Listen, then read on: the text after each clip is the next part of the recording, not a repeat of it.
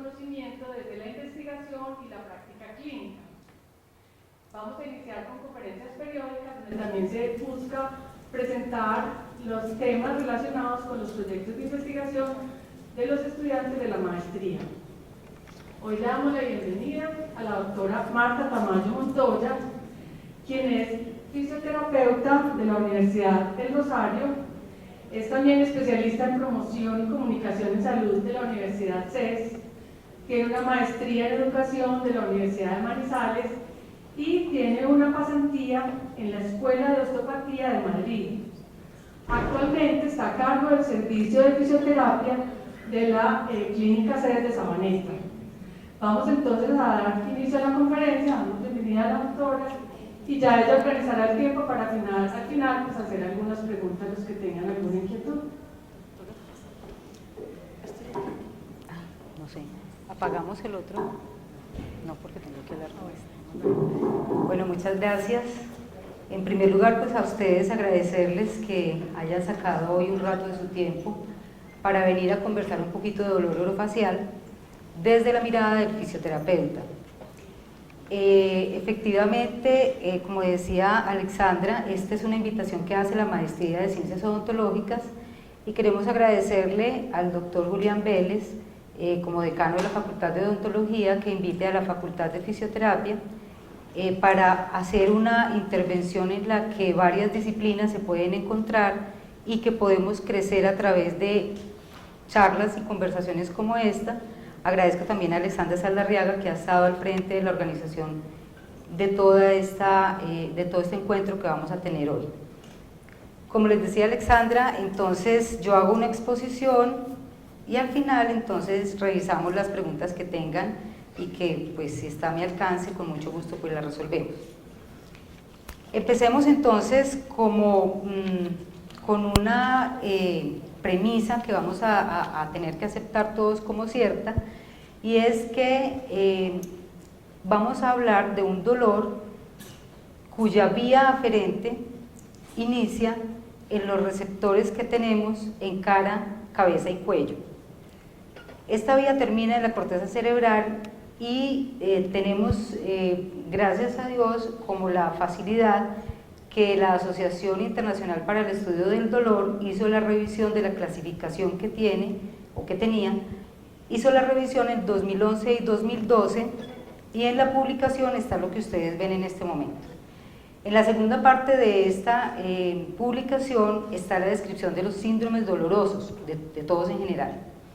En la parte B de ella están los síndromes localizados en cabeza y cuello, o sea que hicieron una separación, digamos, como muy adecuada para lo que nosotros tratamos en el día a día. Y finalmente, en el tercer grupo, como ustedes lo ven ahí, unieron todos los dolores craneofaciales de origen musculoesquelético. En esa agrupación, en la tercera parte de esa agrupación, ustedes ven que solamente hay tres entidades que se revisan. Una es el dolor agudo, la cefalea aguda, que es muy asociada a la tensión, al estrés, a un momento definido de la persona que produce signos y síntomas de cefalalgia. El segundo de este mismo tercer grupo es el dolor crónico, la cefalea crónica, que es más un dolor sordo, pues por supuesto casi permanente, que va evolucionando hasta tener ya unos signos y síntomas que se asocian más a la migraña, más cercanos a la migraña. Sin embargo, no deja de ser una cefalea tensional. Y el tercer grupo es el síndrome de disfunción y dolor temporomandibular, que nosotros muchas veces, lo hablo desde fisioterapia, nosotros muchas veces como que lo interconectamos con otros diagnósticos que están relacionados con la disfunción temporomandibular, pero cuyo origen definitivamente no es la ATM. Entonces vamos a mirar desde fisioterapia, como dice el título pues, de esta conferencia, vamos a mirar desde fisioterapia cómo se aborda este problema. Por supuesto, en fisioterapia hay muchas formas, técnicas, y en los últimos años se ha enriquecido mucho la disciplina para hacer tratamientos y para llegar a los pacientes. Sin embargo, el concepto de que fisioterapia era un hacedor de cosas o un profesional que se preparaba para poner medios físicos es un tema que fue evolucionando. Digamos que ese concepto era de los años 50, yo posiblemente creo que era asociado a la posguerra, donde hubo tanta discapacidad y donde la OMS empezó a dar unos conceptos y unos lineamientos a través de los cuales pues todos fuimos moviéndonos. Muy bien, entonces, según la asociación, perdónenme un segundo, ok, según la APTA, que es la Asociación Americana de Terapia Física, y es pues la que nos rige después de la Confederación Mundial de Fisioterapia, es la que nos rige en algunos temas en la fisioterapia en el mundo. Habla de que la intervención fisioterapéutica, y es el primer concepto que creo que es muy importante que nos quede claro como en el auditorio, es que la intervención fisioterapéutica no es la aplicación de medios físicos, sino que inicia en la evaluación que el fisioterapeuta hace del caso. Luego da un diagnóstico no patológico, sino que es un diagnóstico funcional, y finalmente hace un tratamiento, por supuesto asociado a la evaluación que inicialmente hizo y al diagnóstico que dio. Entonces miremos un poquito de esa evaluación. Nosotros básicamente hacemos esos momentos evaluativos en tres partes, lo dividimos en tres partes. Esto no estoy hablando de la historia clínica, estoy hablando del momento evaluativo, porque si ustedes miran, si estuviera hablando de la historia clínica, a esto le faltan partes, o sea que lo que estoy hablando es de los tres momentos de evaluación de fisioterapia cuando se refiere a dolor orofacial. El primer momento es contextual. Definitivamente para nosotros el contexto marca una pauta importante, porque nosotros allí evaluamos posturas dinámicas, quiere decir las posturas del trabajo, las posturas de los hobbies que la persona tenga, los gestos deportivos que se asocian a dicho hobby y por supuesto si existen o no hábitos parafuncionales. Evaluado todo el contexto, entonces nos vamos a un segundo momento, que son las sinergias funcionales.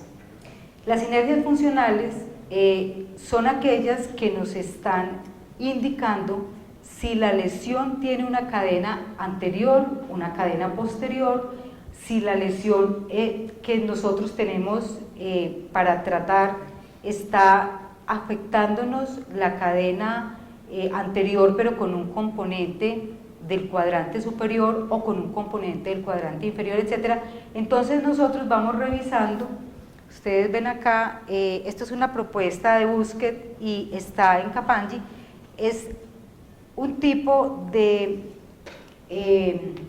cuando uno revisa Kapanji y revisa Miralles, hay una parte muy interesante, y es que hablan y explican claramente que nuestro cuerpo tiene ese tipo de lesiones o presenta este tipo de lesiones encadenados, porque a su vez la normalidad también está encadenada y está encadenada en sinergias, y las sinergias se transmiten a través de fascias y de músculos, o sea que es supremamente importante tener muy claro, y para los fisioterapeutas es muy importante tener claro cuál es la sinergia que facilita y cuál es la sinergia que inhibe. Eso entonces es una parte importantísima de nuestra evaluación. Luego viene si realmente las sinergias, digamos en el cuerpo en general, son importantes. Las sinergias que tienen que ver con cabeza y cuello son aún más relevantes, porque cuando analizamos la flexión de la cabeza sobre la columna cervical, independiente a la flexión de la columna cervical sobre la columna dorsal y viceversa, o sea en extensión también, vemos que el equilibrio es muy sutil. El equilibrio de flexo-extensión de la cabeza puede estar, que es un equilibrio antero-posterior, puede estar afectando el equilibrio lateral, y resulta que cuando nosotros tenemos asimetrías en el sentido antero-posterior o asimetrías en el sentido lateral, sea cual sea el eje o el plano que estemos evaluando, pues por supuesto son herramientas que nos aporta enriquecimiento al diagnóstico que después nosotros vamos a hacer, sea cinético, cinemático, dinámico, etc. Las implicaciones que tiene que haya un trastorno biomecánico anteroposterior En este caso estamos hablando de la postura cefálica anterior. Se revisó en una investigación que se hizo aquí en el CES y se llegó a la conclusión, por supuesto, basándonos en autores como Cayet, que yo creo que todas las personas que han leído sobre sistema osteomuscular y síndromes asociados a este, sabe que Cayet es un autor que desde hace mucho tiempo viene aportándole, digamos, como a la literatura en este sentido, y Cayet tiene una propuesta muy interesante que, como les digo, se revisó en una investigación que se hizo en el CES, Centro de Odontología y Fisioterapia, en la que se llegó a la conclusión que el cierre mandibular, que en el caso de la investigación fue el bruxismo, tiene una sinergia con la postura cefálica anterior. O sea, todas aquellas personas que nosotros evaluamos que tengan postura cefálica anterior, la probabilidad es muy alta de que tengan bruxismo. ¿Qué pasa con la postura cefálica anterior? Que da una hiperlordosis, pero tenemos que tener en cuenta que la hiperlordosis cervical se puede entender desde dos puntos de vista. Uno, el aumento de la concavidad, y otro es el aumento de la altura de la curva. Yo no sé si lo alcanzan a ver, pero de todas maneras son dos conceptos distintos. Cuando estamos hablando de cefálica anterior, estamos hablando de la altura de la curva, sin perder, por supuesto, la conceptualización que el equilibrio anterior de la cabeza pues se soporta en el equilibrio de la columna cervical, pero además se soporta en el equilibrio de la cintura escapular. Seguimos entonces con la evaluación. Esta imagen también es de Cayet y nosotros como fisioterapeutas hemos revisado el tema y aceptamos que es válido que la postura se relaciona directamente con el tipo de oclusión. Para los odontólogos aquí presentes es mucho más cercano, digamos, cuando ven la imagen de la oclusión, y para los fisioterapeutas es más cercana a la postura. Pero si unimos los dos conceptos, hemos visto que la relación es inmediata y que además, si estamos hablando de una lesión o de una disfunción en el plano posterior, tendremos un tipo de oclusión, y si es en el plano anterior tendremos otro tipo de oclusión. Entonces vinimos de lo general a lo particular, vinimos de la parte general, que es el contexto y dónde se está moviendo nuestro paciente. Luego vienen las sinergias que tienen que ver con, digamos, todo el contexto, pero ya biológico, funcional, fisiológico de la persona, y nos vamos a concentrar en este momento entonces cómo evaluamos en fisioterapia la articulación temporomandibular. Nosotros hacemos, por supuesto, la palpación intraoral, extraoral, revisamos los ruidos y revisamos la movilidad. Yo les llamo la atención sobre el instrumento que nosotros utilizamos, porque esta escala, que es la que ustedes están viendo allí para la apertura, tiene una posibilidad, tiene una certeza del 99%, y es muy útil porque le da al paciente una retroalimentación, ya que eso es de uso pues personal, le da al paciente una retroalimentación que nosotros no podríamos tener si no fuera porque la escala la tienen los pacientes en su casa. Entonces esto nos permite pues evaluar en este momento que estamos en la evaluación, pero posteriormente también nos permite controlar que los movimientos efectivamente vayan aumentando con el tratamiento. Se mide la diducción, la apertura y la protrusión. Cuando estamos evaluando dolor, en fisioterapia evaluamos, por supuesto, con la escala análoga visual, pero allí entonces evaluamos tipo de dolor, frecuencia, pero cuando vamos a evaluar la ubicación del dolor, nosotros tratamos de revisar los dolores irradiados, que como bien sabemos, sigue el recorrido de los dermatomas. Sin embargo, para nosotros es muy importante hacer la evaluación de los dolores referidos. Los dolores referidos, hay unos mapas que ya existen desde 1900, desde los años 70, si no estoy mal, que los hicieron Travel y Simmons, y son unos mapas donde nos hablan de hacia dónde va el dolor, pero no necesariamente respetando los dermatomas. Entonces, yo les voy a decir enseguida cómo lo hacemos nosotros, pero es muy importante esta diapositiva que ustedes están viendo, porque solamente en la parte anterior facial hay 23 músculos quedando lo referido. En la parte auricular hay 14 músculos quedando lo referido. Entonces, lo interesante de esto es saber hacer el diagnóstico diferencial, saber ubicar los puntos de dolor en un mapa de dolor donde nosotros reunimos esos puntos de confluencia de los puntos gatillo, de los puntos dolorosos que refiere el paciente, y nosotros lo hacemos a través de este equipo. Entonces, es un examen, déjenme yo volteo esto un poquito. Ok, es un examen que nosotros realizamos sobre los puntos gatillo que coinciden con los puntos motores. Como ustedes entenderán, si nosotros estimulamos el punto motor, muchas veces terminamos en una fatiga. Entonces, este es un equipo que nos facilita hacer el examen al paciente, porque nos da información visual en esta parte, y en esta cuadradita nos da una información auditiva. ¿Eso qué nos asegura? Que ni el paciente puede simular el punto doloroso, ni el examinador puede manipular la información que resulta del examen. Con los pacientes de dolor orofacial sucede que cuando uno hace el mapa de dolor, que se va guiando de acuerdo a los músculos que uno vaya refiriendo, al final del mapa de dolor es difícil explicarle al paciente por qué tiene más de 35 puntos dolorosos entre la cara y la cabeza. Eso para el paciente es difícil, porque ellos van con un dolor que lo asimilan como si fuera un dolor único, o tal vez 2 o 3 puntos dolorosos. Pero cuando uno hace un examen de estos, en los que, discúlpenme, me devuelvo un momento. No me devuelvo, así, ok. Entonces, a ver, aquí. Entonces, si yo tomo, por ejemplo, el temporal, las fibras anteriores del temporal, ¿cierto? El punto negro es donde está el punto gatillo, y el dolor referido es la parte roja que ustedes ven, ¿cierto?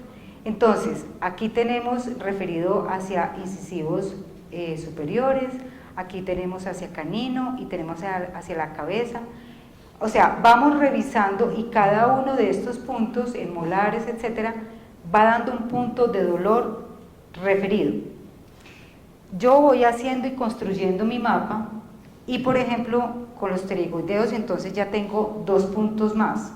Supongamos que el paciente le dio positivo. Si tomo el macetero, entonces tengo 4 puntos positivos. Y así yo puedo ir trabajando todos los músculos de la cintura escapular, cabeza, cuello y cara, todos, los reviso todos. Es un examen muy largo, pero es un examen muy satisfactorio, porque los resultados, aunque hay que saber manejar al paciente y explicarle al paciente, ese primer momento de evaluación para nosotros es definitivo, porque este mismo examen durante el tratamiento de fisioterapia se repite a la mitad del tratamiento y se repite al final del tratamiento, y estoy hablando de 10 sesiones, no estoy hablando de meses, no, 10 sesiones. Cuando uno hace la evaluación entonces inicial y le dan muchos puntos gatillo, muchos puntos dolorosos, pues en la traducción del paciente, lo que les decía, al principio puede ser difícil para el manejo, digamos, de las expectativas de manejo del dolor o de modulación del dolor que el paciente tiene. Sin embargo, cuando se hace la segunda prueba, normalmente el paciente ya no tiene sino el 50% de los puntos que inicialmente tenía. Y al final el paciente debe quedar, porque quedan, pues por todo el contexto en el que el paciente vive, al final debe quedar solamente el 10% de los puntos dolorosos. Eso quiere decir que para nosotros el 100% de mejoría significa el 90% en el paciente, de haber anulado los puntos dolorosos. Entonces, fíjense que el mapa de dolor que nosotros estamos trabajando es un mapa que contiene todos los puntos gatillos de todos los músculos.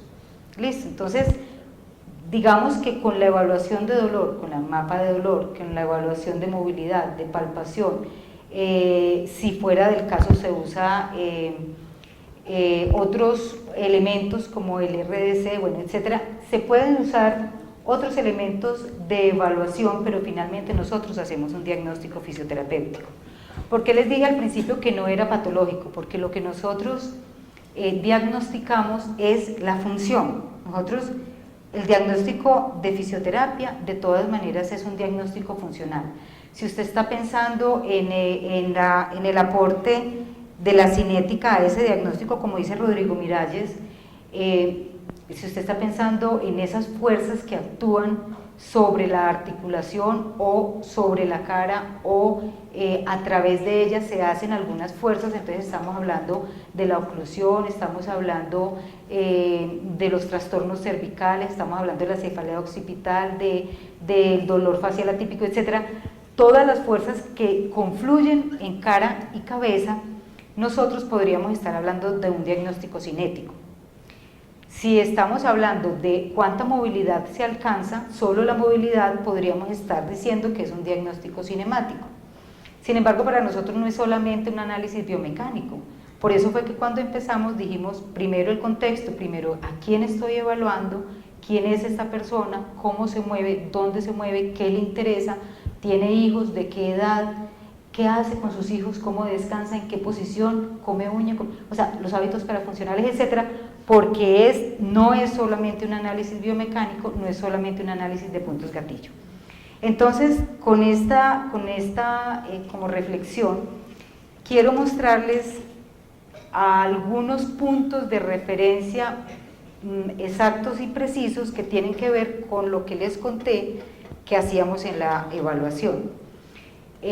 Por supuesto, digamos que en aras al tiempo y a hacer pues una conferencia que fuera secuencial, pues no se hablan de todas las formas y técnicas de tratamiento en fisioterapia, pero estas que les voy a mostrar creo que son relevantes y que puede abrir el diálogo en preguntas entre odontólogos y fisioterapeutas, que creo que es muy valioso. Bien, nosotros habíamos hablado entonces de las sinergias. Cuando hablamos de las sinergias, hay unas sinergias que son netamente posturales y otras sinergias que son funcionales. Si la sinergia que tiene la disfunción es postural, por ejemplo, la de cefálica anterior, que por supuesto como un segmento compensa al otro, tendremos una persona en una postura completamente anormal. Me refiero, por ejemplo, el trabajo que hacen los odontólogos en la posición en que trabajan los odontólogos es una posición muy difícil. ¿En cuanto a qué? En cuanto a postura, en cuanto a equilibrio miofacial. El trabajo que hacen los fisioterapeutas con niños que tienen algún tipo de disfunción, niños con parálisis cerebral, niños con síndrome de Down, etc., tiene unas cargas extras que pueden hacer un trastorno sinérgico postural. Entonces, nosotros entramos primero a hacer una corrección postural segmentaria. Luego, bueno, aquí hay unos ejercicios con los que nosotros hacemos esa corrección postural segmentaria.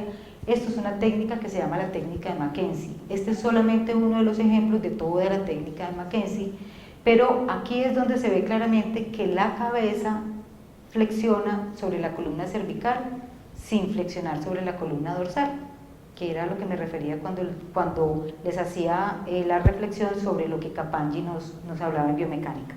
Bien, cuando yo tengo entonces el mapa de dolor, debo acudir a alguna de las técnicas que hay para abolir los puntos gatillo, porque de eso se trata. Debo disminuir el dolor, mejorar la funcionalidad y mejorar la calidad de vida del paciente. Entonces, manejo los puntos dolorosos uno por uno, es un tratamiento lento, sin afán, uno por uno, y nos apoyamos mucho, digamos que de electroterapia, el más famoso es el TENS, y lo hemos manejado y algunas personas incluso lo tienen en su casa y algunos pacientes por algún motivo pues lo manejan.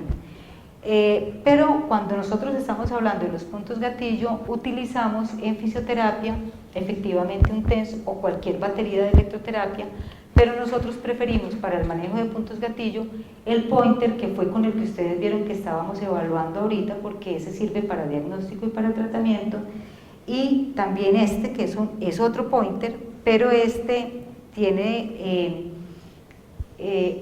lo que da es una descarga única sobre el punto gatillo, con los efectos, pues por supuesto, respetando y entendiendo toda la teoría de la compuerta, pero a lo que me refiero es que aunque hay muchas formas de manejar los puntos gatillo, entre otras la crioterapia es muy utilizada y ahorita la van a ver en uno de los ejemplos, nosotros preferimos algo que es de pronto un poquito más agresivo, pero es mucho más rápido el efecto que conseguimos. Cuando estamos hablando de limitación de la movilidad articular, entonces lo que yo les decía, yo puedo preparar mi tejido con cloretilo, cloruro de etilo, o con crioterapia de cualquier tipo de crioterapia, y utilizo un terabyte, que ya vamos a ver entonces cómo se usa.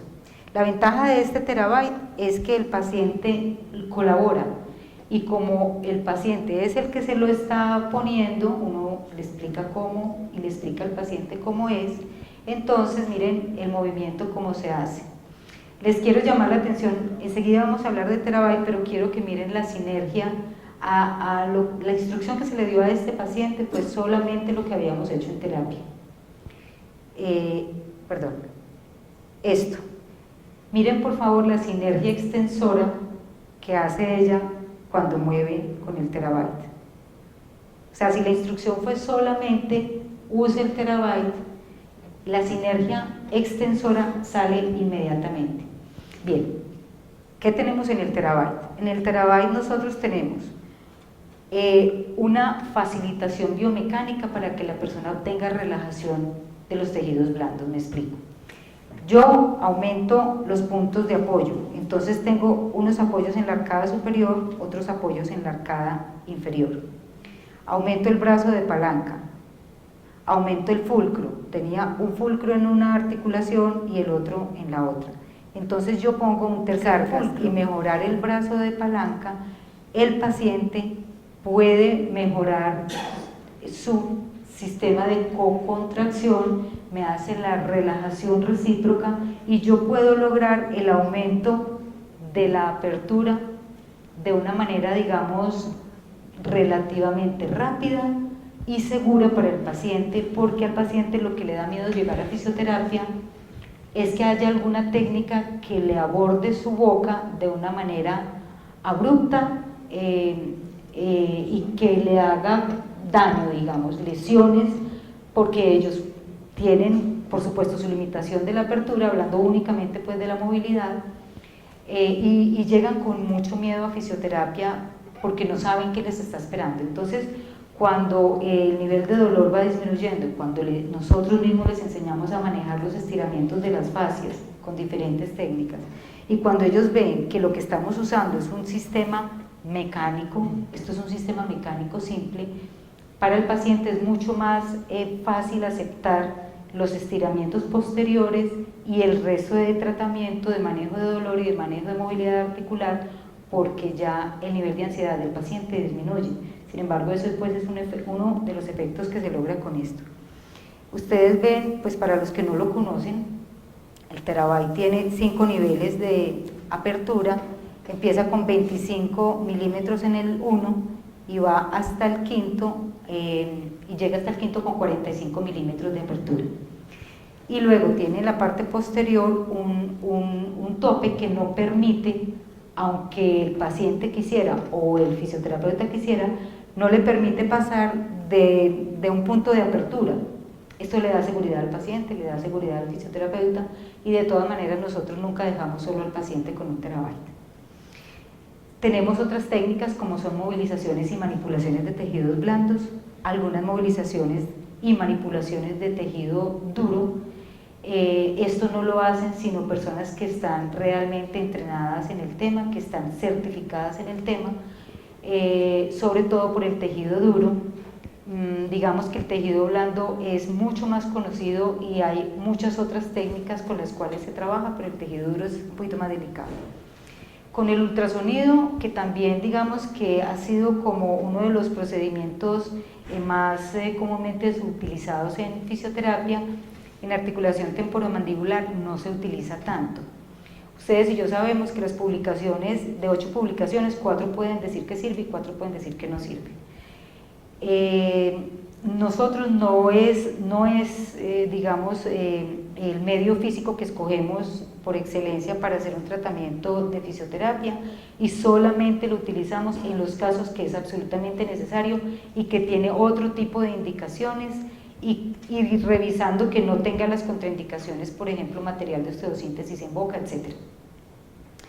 Bien, para la tracción cervical, que es una de las ayudas más interesantes que tenemos nosotros para manejar la sinergia cervical, no utilizamos tracciones que comprometan la mandíbula, porque por supuesto el apoyo y la presión que hace en los cóndilos mandibulares pues nos puede aumentar el dolor, nos aumenta el problema y de pronto incluso puede perpetuar más el dolor. Entonces utilizamos, digamos que en la gama de tracciones cervicales, en rehabilitación está desde la autotracción por la fuerza de la gravedad que se facilita con el peso de la cabeza de la persona, desde la autotracción hasta la tracción eléctrica más sofisticada, pero nosotros no utilizamos sino tracciones neumáticas, cualquier modelo, pero solamente tracciones neumáticas, porque ustedes ven que los puntos de apoyo son en hombro, en mastoides, y el paciente realmente y un punto de apoyo frontal, pues precisamente para cerrar el sistema. El paciente se siente realmente seguro, tranquilo y por supuesto está libre la mandíbula, que es la parte que a ellos les afecta más que nosotros pues le manipulemos. Finalmente, en reeducación postural global, nos gusta mucho Feldenkrais, nos gusta mucho la autoconciencia del movimiento, nos gusta mucho que sea el paciente el que maneje su situación, porque nosotros podemos aportarle desde la guía, desde el enseñarle, pero nosotros no vamos a vivir con ellos. La vocación del fisioterapeuta es una vocación de educador. Nosotros siempre estamos entregando planes caseros, siempre estamos revisando que el paciente tenga adherencia a los planes, porque nos interesa que el paciente sepa vivir sin nosotros. Entonces, esto que ustedes están viendo son ejercicios.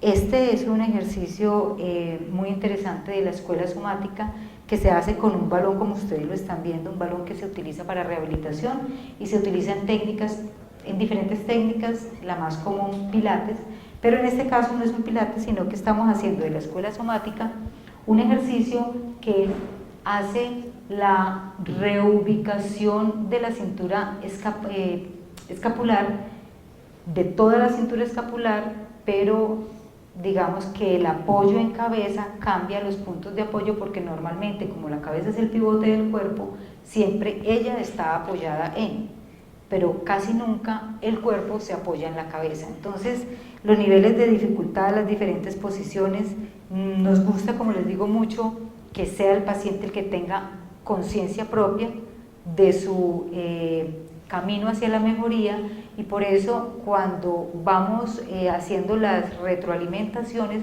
vamos entregándole al paciente los elementos y las herramientas para que cuando haya un signo de alerta también sepa en qué momento acudir a fisioterapia y en qué momento no debe acudir a fisioterapia, porque es clarísimo que nosotros solos no podemos tratar a estos pacientes.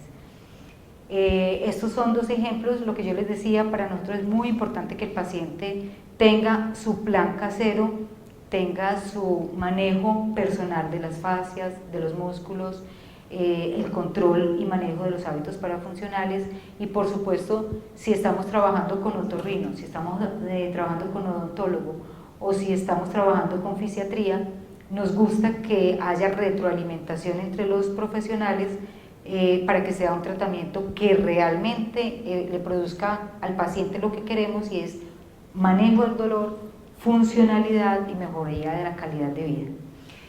Hasta aquí era lo que yo tenía para decirles y en este momento si alguno de los presentes tiene algo que aportarnos, alguna pregunta o algún complemento a lo que yo estaba diciendo, pues para que abramos entonces la discusión. Bueno, dentro de lo que compete prácticamente el área propiamente de que es la parte quirúrgica y hoy muy moderno, muy creciente, por ejemplo, la terapia de las famosas cordales, sabe que el operatorio de los procesos hormonales es bastante camelludito. Sí, señor. La parte de fisioterapia, ¿en qué puede ayudar ahí? Ahí yo tengo entendido que hay una parte que es la tolerancia fisiológica y el paso a la tolerancia estructural. En ese paso, ¿qué se puede hacer? Sí, a ver, ¿sí oyeron atrás la intervención? Sí. ¿Sí? ¿Sí? Okay. Bueno, en fisioterapia entonces nosotros tenemos, iniciamos siempre, a ver, hay una parte que es muy importante y es a la que usted hacía referencia al final, y es en qué momento llega el paciente a fisioterapia, ¿cierto? Porque si el paciente ronda mucho, digamos, no es muy claro a quién remitirle el paciente en ese momento, a nosotros nos llega con unos trismos que ya son de muy difícil manejo, entonces digamos que no es tan florido el resultado porque precisamente ya el paciente ha pasado todas las etapas límite de su cicatrización y entonces a nosotros nos queda realmente una parte muy difícil que es ya el estiramiento sobre lo vencido. Entonces es mejor que mientras más pronto llegue el paciente mucho mejor, porque por supuesto nosotros tenemos también la manera de dosificar el tratamiento que se le va a hacer y en fisioterapia se usan mucho vasoconstrictores, se usan mucho drenaje linfático, se usan mucho técnicas que para el paciente son confortables, pero además previenen que el trismo se instaure y que nos lleguen a nosotros pacientes con 1 centímetro de apertura, que es muy difícil. Esa es la parte que quiero referir. Sí. El paciente se va a programar para hacerle sus resonancias de los 4 molares. Sí. Sí. Sí. Y casi necesariamente siempre hay un molar inferior, que son los que normalmente nos llevan al conflicto. Sí, señor. Yo tengo programado un paciente para esa cirugía. Hay algo que yo le puedo hacer desde el punto de vista terapéutico, que lo puede hacer el paciente en su casa, incluso antes de salir al consultorio, o inmediatamente sale del consultorio, que sale necesitado, sale bien, muerte la risa, no me dolió, no me dolió. Entonces, ¿qué es lo que él debe hacer en su casa? Que haya alguna forma terapéutica para que él no se complique tanto, por ejemplo, unos ejercicios de apertura. Claro. Apertura y cierre de pronto no sería como la elección, pues sería muy bueno en caso de que el paciente desde antes de la cirugía tenga una limitación articular o tenga una limitación de apertura y cierre, pero si estamos hablando de un paciente que no tiene ningún problema, pero que sabemos que va para unas exodoncias, que posiblemente haya alguna de ellas que se complica, como siempre o casi siempre pasa, para nosotros sí sería muy importante tenerlo previo a la cirugía, porque hay unas, y solamente, previo digo, es solo una sesión en la que al paciente se le entregan las herramientas de ejercicios sostenidos, o sea, la técnica que nosotros nos gusta utilizar es aquel ejercicio donde la memoria del músculo se puede enfocar hacia el estiramiento sin superar los límites anatómicos ni fisiológicos, simplemente es un estiramiento, es un entrenamiento para lo que viene. Y a nosotros no nos debe llegar el paciente antes de los 10 días, de los 10 primeros días, porque en esos 10 primeros días ya ustedes han revisado, han definido, han detectado si de pronto algo se complicó un poquito más, alguna otra cosa que siempre puede pasar.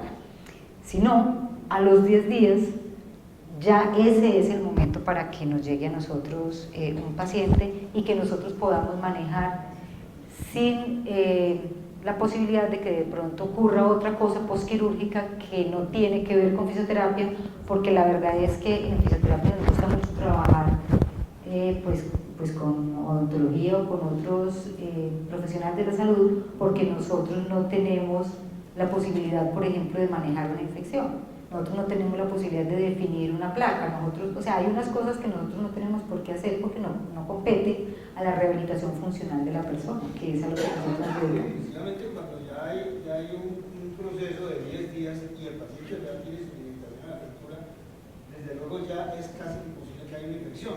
Lo que hay ya es una distorsión muscular. Sí, Una exactamente. afección muscular, y esa es la Exacto. terapia que es lo que debe hacerse en el paciente, en ese caso puntual. Porque lo demás lo maneja uno con antibióticos, Claro. incluso prequirúrgico. Sí, exactamente. Nosotros, entonces, la respuesta muy concreta es el manejo de fascias. El manejo de fascias, porque la sinergia muscular y facial es la que responde más inmediatamente al trauma mecánico, sin lo que usted dice, o sea, sin que tengamos ninguna complicación. Ya lo que tenemos allí es un problema biomecánico por respuesta de músculos y de fascias. Entonces, en ese caso, al paciente lo que se le entrega es eso. Usted tiene que, entonces, tiene que hacer ¿qué? Tiene que empezar a hacer estiramientos de músculos y de fascias, que es realmente el programa que nosotros hacemos. Si desgraciadamente sucede que se instaura un trismus, entonces ya la historia es otra, porque ya tenemos que acudir a esa técnica mucho más especializada de estiramiento muscular, tenemos que acudir al Therabody y tenemos que hacer unos planes caseros con unos aditamentos intraorales que nos mantienen la apertura que hemos logrado con el Therabody y que nos mantiene los estiramientos estables, mientras que, por ejemplo, ponemos un ultrasonido en esos casos, específicamente. Hay que hacer revisión generalmente a un fisioterapeuta. Pues yo como fisioterapeuta le digo que sí. Sí, es lo ideal. Y sobre todo que hay algunos pacientes que tienen, todos lo sabemos, personalidad como complicada, pues que se nos complican con cosas muy sencillas, que otro paciente sabemos que no. Entonces uno dice, qué susto una intervención en este paciente, preparémoslo bien y preparémonos. Doctora Restrepo.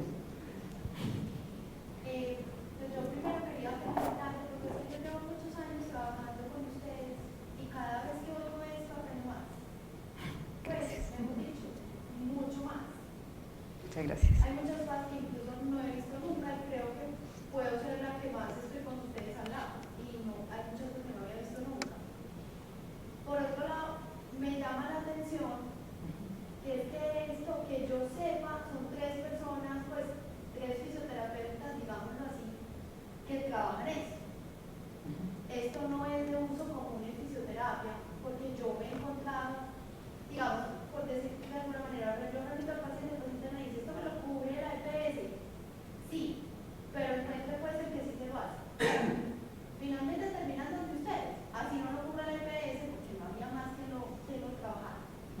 Entonces, más que una pregunta, es como llamada la atención para que esto, gracias a Dios, están ustedes a la cabeza, tú sobre todo, para que eso se haga común en la facultad y pues tengamos de verdad un mercado al que remitir, porque esto Claro. pues, la pierna, la espalda, el brazo, sí, pero ¿esto qué? Esto, y uno casi a mí me han llamado incluso a decirme, usted está loca, pues, o sea, ¿qué le pasa? Esto no tiene nada que ver.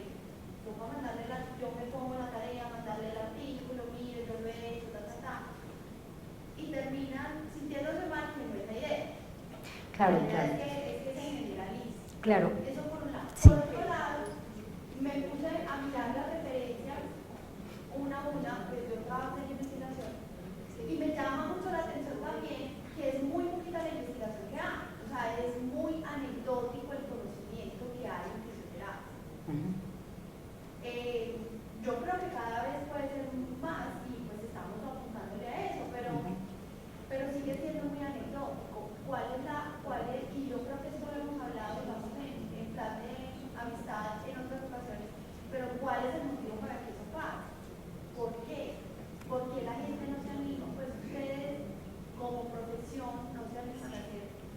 Claro, es que es un asunto cultural. Mira, yo te cuento una cosa así, les cuento a todos una cosa muy rápida. La pregunta es, pues, si de pronto atrás no oyeron, la pregunta de la doctora Claudia Restrepo es ¿por qué en fisioterapia falta tanta investigación? Te voy a contestar y además en el auditorio hay varios fisioterapeutas y si alguno quiere complementar, me cuentan, porque es un asunto que históricamente hemos tenido que cargar en cuanto a la conceptualización de qué es un fisioterapeuta. Incluso hoy por hoy, la ley 528, que es de y habla de que el fisioterapeuta es un profesional, en nuestro país se sigue considerando el fisioterapeuta desde el que maneja medios físicos para arreglar esto o aquello. O sea, yo siempre empiezo mis conferencias diciendo que nosotros hacemos evaluación, diagnóstico y tratamiento precisamente para cambiar el concepto de las personas en general sobre la fisioterapia. Pero la broca está adentro. La broca la cargamos nosotros porque históricamente la fisioterapia era un soporte para los discapacitados sin entender muy bien qué era la discapacidad, y en Colombia fuimos técnicos hasta hace muy poquito tiempo. Digo poquito tiempo es 50 años, que en una disciplina 50 años es muy poquito. Entonces, fíjate que la historia de supervivencia de la profesión ha sido cargado en hombros de pocos y ha salido adelante, y hemos salido adelante, y orgullosamente estamos haciendo cosas muy buenas. Sin embargo, seguimos siendo pocos en investigaciones, a lo que me refiero, que era tu pregunta. Es increíblemente poca la evidencia que hay, y nosotros tenemos que evidenciar las cosas con base en publicaciones de otras profesiones. Lo que tú dices es verdad, o sea, allí había publicaciones de todo.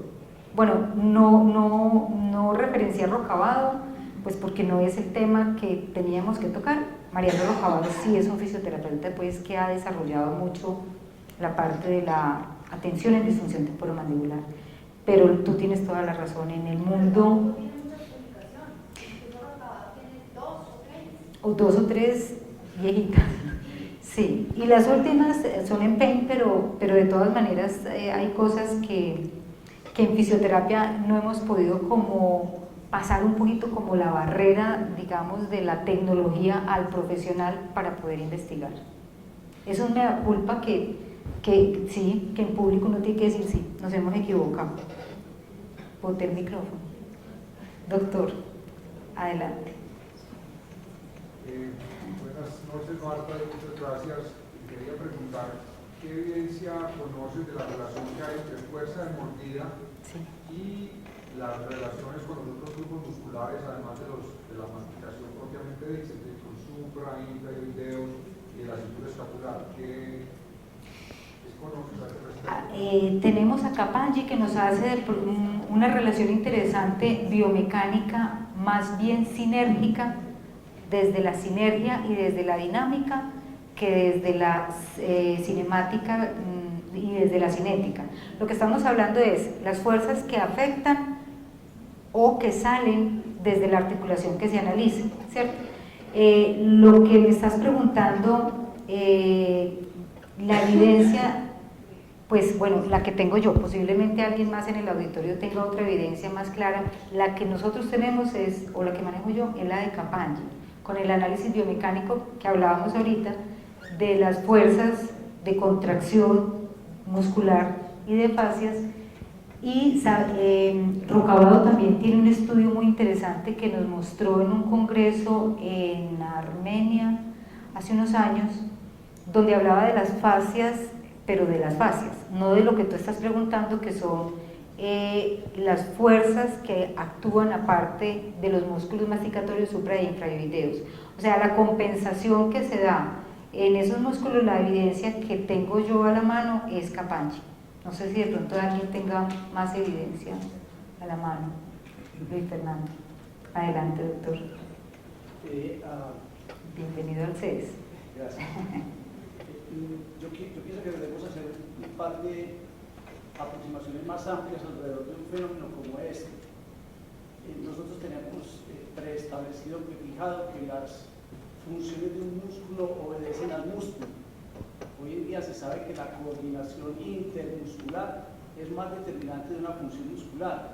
Entonces, si hay un espasmo muscular, probablemente obedece a que un músculo lejano a este está disfuncional. Claro. Entonces, después de la cirugía, como comentaba el doctor, muy probablemente ese aumento del tono muscular de los músculos masticatorios obedece simplemente a una disfunción de la columna cervical, especialmente de los músculos profundos, que son los estabilizadores no solamente de la articulación temporomaxilar, sino de toda la faringe. Entonces tenemos, me parece a mí, que buscar la solución fuera de la caja, porque la fisiología sí lo demuestra. La columna cervical tiene aspectos en la evolución que son significativos a la hora de manejar todo lo que tiene que ver con las zonas vecinas. Y es que en evolución venimos de los cuadrúpedos tienen un centro de gravedad en la cintura escapular, como nosotros la podemos llamar, nosotros tenemos la cintura pélvica, y esa involución es la que en alguna forma puede alterar no solamente la columna cervical, sino la masticación. Entonces, ampliar un poquito más, porque desde el punto de vista de la fisiología se sabe que es más allá de la función de ese músculo que está afectado donde debemos buscar la respuesta. Segundo, no hay una correlación entre dolor y sinergia. Desafortunadamente, y hay trabajos muy bonitos, muy recientes, los que demuestran que se valora la sinergia motora, se produce dolor en una zona y pasado el dolor, la sinergia motora persiste desordenada, desorganizada. Entonces no hay una relación entre dolor y sinergia motora. Y lo último es que definitivamente la columna sigue siendo un asertivo, y es porque está conectada completamente. Entonces uno no puede llegar a hacer un análisis de las articulaciones de la columna cervical o de la cabeza sin hacer un análisis del control del centro de gravedad, que es básicamente el asiento de todos nuestros movimientos. Excelente. Muchísimas gracias, un aporte muy valioso. Señora.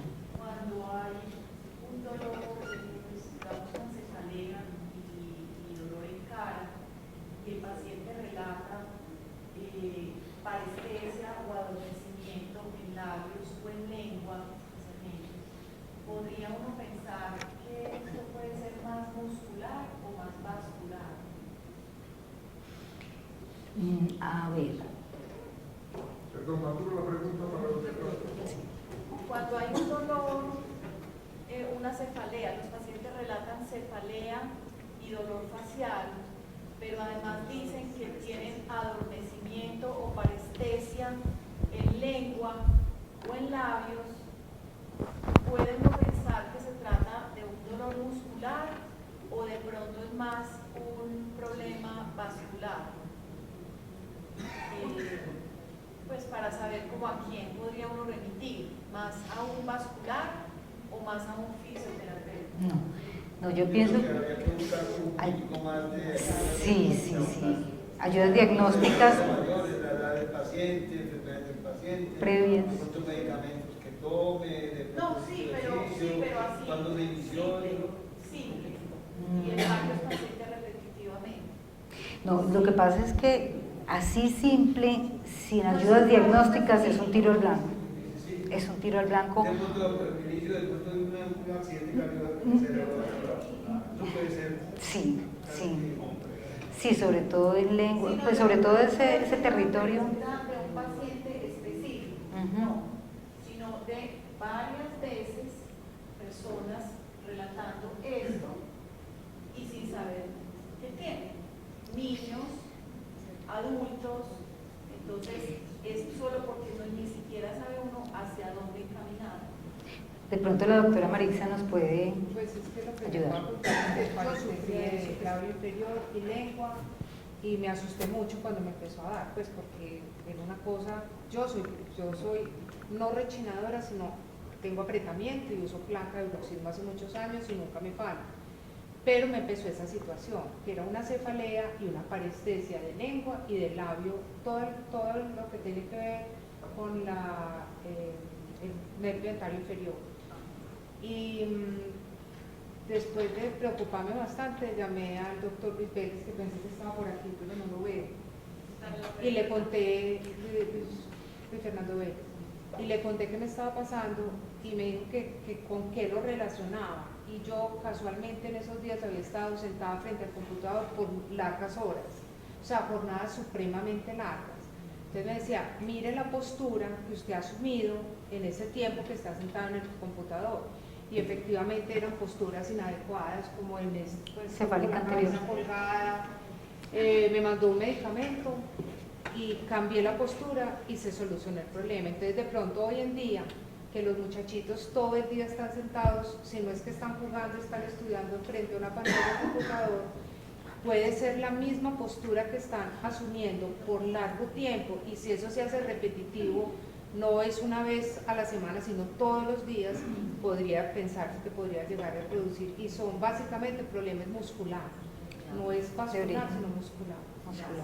Sin embargo, eso, la doctora tiene toda la razón, ¿cierto? Y puede que inicialmente, si usted da unas pistas o algo, pero hay pacientes que pueden llegar a un momento determinado y dicen, no, yo no he hecho nada de eso. Yo pienso que ahí uno puede hacer un tipo de diagnóstico ninguno. Yo diría que prudencia, posible neurólogo, dependiendo de lo que uno logre ver en el momento. Porque ahí, como dije yo anteriormente, es muy posible que pronto se esté generando un accidente cerebrovascular. Pero en niños pues no es como muy probable, o sea, es que esto se está viendo mucho como en gente joven, y yo digo que de pronto puede estar muy relacionado con el exceso una compresión de utilización de los computadores y de los juegos.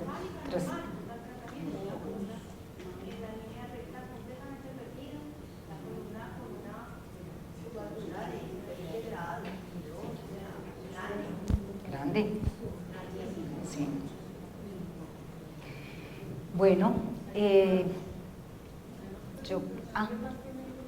sí, atrás hay otra pregunta, doctor Bueno. Yo quería de pronto aportar un poquito a la pregunta que hizo la doctora ahora, y es que verdaderamente, o sea, yo llevo un poquito tiempo como trabajando un poco esta parte de dolor, y porque tuve la oportunidad de hacer un estudio con el doctor Rocabado, y definitivamente yo creo que lo que dice el doctor Luis Javier tiene mucho soporte, y lo ve uno en la práctica, en la clínica. Cuando uno busca las malposiciones, la pérdida del equilibrio, del balance en el cuerpo, definitivamente ahí es donde encuentra como el origen de ese tipo de dolor. Y dice el doctor Robado, la mayoría de patologías craneofaciales de dolor tienen un origen en sus esqueletos. Y cuando uno revisa en estos niños o en adolescentes o adultos la posición que tienen y que asumen, la pérdida de su lordosis cervical, ve una cantidad de compromisos de dolor, y cuando empieza su corrección y el fortalecimiento de grupos musculares para buscar un mejor balance o que se equilibre, o que el centro de la gravedad esté bien, el paciente empieza a mejorar impresionante. Entonces yo pienso que... Claro, gracias doctores, usted tiene toda la razón. Efectivamente, lo que se busca es que la funcionalidad motora dé cuenta de las acciones motrices que la persona hace en sus actividades de la vida diaria y en sus actividades básicas cotidianas, porque es allí donde efectivamente la persona contextualmente está viviendo. Entonces, lo que usted dice, claro, es el equilibrio que hay que buscar entre las escápulas, entre los cuadrantes, entre los músculos, sinergistas o no. El caso es que a eso es a lo que nosotros le apuntamos, porque en fisioterapia, en este caso que estamos hablando concretamente, los problemas de origen osteomuscular los resolvemos, por supuesto, de una manera afectando pues el sistema osteomuscular, porque si fuera neurológico, que era lo que la doctora estaba hablando ahorita, el manejo es completamente distinto. En las revisiones que se le hacen a los fisioterapeutas, por lo que oigo, tienen muy poco conocimiento pues, de la parte oral. ¿Cómo pudieron orientar en la revisión, por ejemplo, hablando de un episodio general, a la fisioterapeuta para que ella más o menos enfoque qué es lo que uno quiere? Un diagnóstico muy claro desde odontología, porque las revisiones más duras para nosotros son, por ejemplo, te mando el paciente para que lo mires. Esa remisión es muy difícil para nosotros, sí, o sea, sin un diagnóstico, porque además el diagnóstico compromete al profesional que está pidiendo la interconsulta, es una interconsulta. Entonces, si es un diagnóstico claro del odontólogo, no, de verdad que, o sea, a veces llegan pacientes con unas interconsultas que uno se da cuenta que quien lo remitió está perdido. Entonces uno dice, es muy difícil porque el paciente debe llegar con todas las ayudas diagnósticas posibles, si tiene una radiografía panorámica, si tiene unos exámenes de laboratorio, o sea, todo para que el fisioterapeuta pueda tomar las herramientas que necesita y poder hacer un diagnóstico de fisioterapia. Y lo otro es que es muy fácil, o sea, si usted de pronto tiene la oportunidad de remitir, de hacer, una interconsulta, y previo a eso usted puede hablar con el fisioterapeuta, excelente. Si no puede hacerlo, por lo menos usted sí, pues, digamos que por un respeto mutuo debe enviar un diagnóstico de odontología, que por supuesto no será el diagnóstico de fisioterapia, pero es el de odontología. Y lo otro es que a veces no coincide la expectativa del paciente, o sea, qué quiere el paciente que uno le trate, a veces no coincide con lo que quiere el que está remitiendo. Y entonces, si no coincide, por ejemplo, si el paciente está desesperado porque no abre, porque su apertura se está limitando severamente, pero el odontólogo lo que quiere es que se le quite el dolor, o entonces no coincide. Y la coincidencia la tiene que hacer uno como fisioterapeuta para poder lograr los dos objetivos al final. O sea, uno se va por distintos caminos hasta que al final logra los dos objetivos. La otra cosa que es muy simple es mandar a hacer un mapa de dolor, contratar un mapa de dolor. El mapa de dolor lo estamos haciendo en el CES de Sabaneta. Entonces, si uno dice, hombre, yo quiero saber este paciente cómo está, vea, señora, vaya y hágase un mapa de dolor y usted encuentra 75 puntos gatillo, es obvio que el odontólogo le va a decir la placa o lo que sea que dependa de odontología y váyase a fisioterapia, porque nadie maneja un problema con 75 puntos gatillo activos, eso es casi imposible. Entonces, eso sí le da a uno unas herramientas muy buenas, es decir, mire, váyase, es un examen cómodo, es un examen cómodo económicamente y es un examen que da mucha información. Y es una información, como les decía, muy objetiva, porque no hay manera de manipular el resultado, ni del paciente ni de uno. O si usted tiene, por ejemplo, la duda, esto será dolor, esto será el paciente está simulando, hasta dónde vamos, se lo manda a hacer. Esa es otra parte de la pregunta. Uno debe acordar primero todas las reuniones desde el punto de vista ontológico, o debe empezar. La reunión debe ser antes, durante o después. ¿De qué? De una intervención, porque si es de cirugía es otra cosa, pero si es de... No, por ejemplo, un dolor articular por apretamiento... No, al mismo, porque es que si no se le crece. Hay algo de pronto también, claro, para eso están los rehabilitadores. Los rehabilitadores tienen un conocimiento impresionantemente intenso sobre todo lo que es la ATL o la oclusión. Sí. Es la que usted sabe que con el problema moderno del bruxismo, que hoy día todo el mundo lo tiene y genera problemas gravísimos. Además, vienen asociados no solamente al bruxismo, sino a la oclusión, etc. Y hay ciertos bruxismos que afectan mucho la espalda, el dolor en la espalda, es terrible. Y provienen de aquí. Sí. Y algunas veces con una placa de bruxismo que programa, una placa biorelajante programada, que la hace un odontólogo realizador, él soluciona mucha parte de eso, pero como ya se han visto afectados los músculos de la espalda, es muy bueno ahí la intervención de un ayudaría a la terapia, es decir, sería un tratamiento simultáneo. Complementario, uno con el otro, sí. De acuerdo. De acuerdo, completamente. Claro, doctor, gracias. Doctora. manera inespecífica, pero al mismo tiempo muy puntual. Primero la quiero felicitar. Segundo, llevo tanto tiempo mirando, viendo, viviendo intensísimamente la profesión. Y estoy fascinada de que se estén dando reuniones como esta, donde se toquen semejantes temas que son absolutamente trascendentales. Pero, como todo tiene que ser procesos, y nada es porque sí. Tú hablas de remisión, tú hablas de problema de post-exodoncia de terceros molares, allí estamos hablando de unas cosas que conocemos muy tremendamente difíciles, pero resulta que la profesión odontológica no ha tenido tiempo, ganas o dedicación de coger lo que es dolor facial, pero no de manera que nos quisiéramos convertir en profesionales especialistas en dolor, ni mucho menos. Una cosa, por lo menos ha sido mi anhelo infinito todos estos años, que siquiera seamos especialistas en dolor pulpar, en dolor odontogénico, porque si no hacemos eso como es, ningún diagnóstico vamos a ser capaces de clarificar antes de remitir, porque todos, un dolor odontológico, un odontológico pulpar o en fin, agudo, es como un infarto, ¿cierto?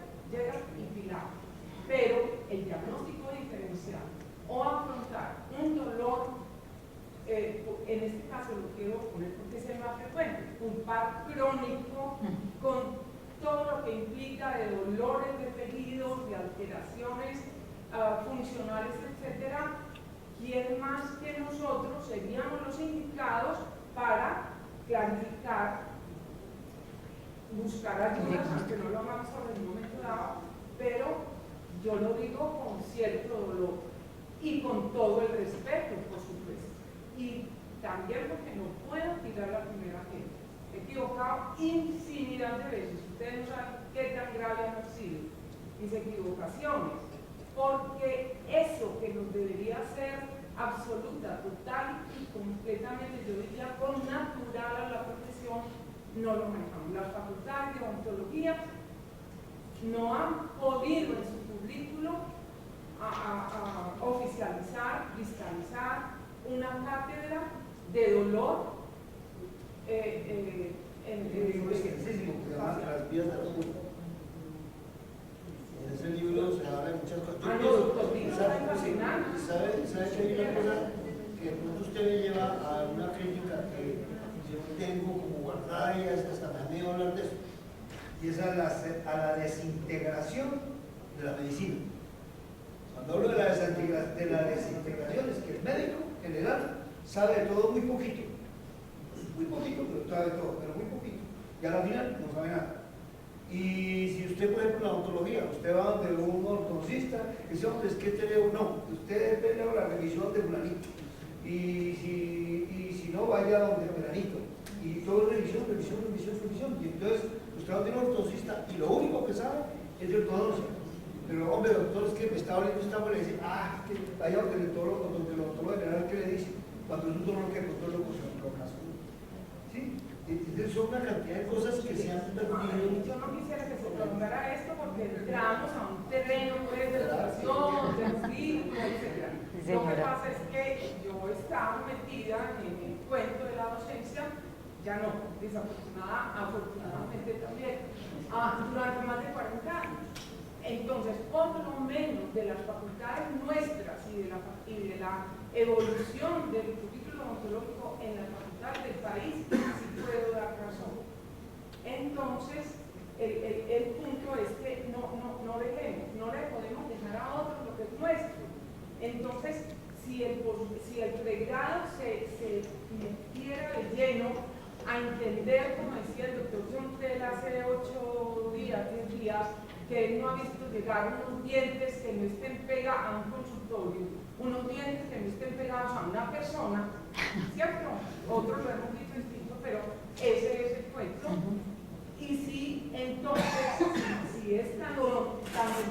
psicología, la ontología, etcétera. Entonces, por lo menos, que lo que es la comprensión y la fisiopatología siquiera del complejo ventricular, y ahí está metido dolor en primera instancia. Pero ya se dan cuenta, yo todavía sigo bastante interesada en esto y no me puedo quedar callada. Cuando digo que la falla grande está en los currículos de nosotros. Pero hemos avanzado. Lo que estoy mirando a las universidades, casi todas las universidades, que han hecho un desarrollo impresionante de investigación. Y eso está de pronto tratando de abrir nuevamente la mesa.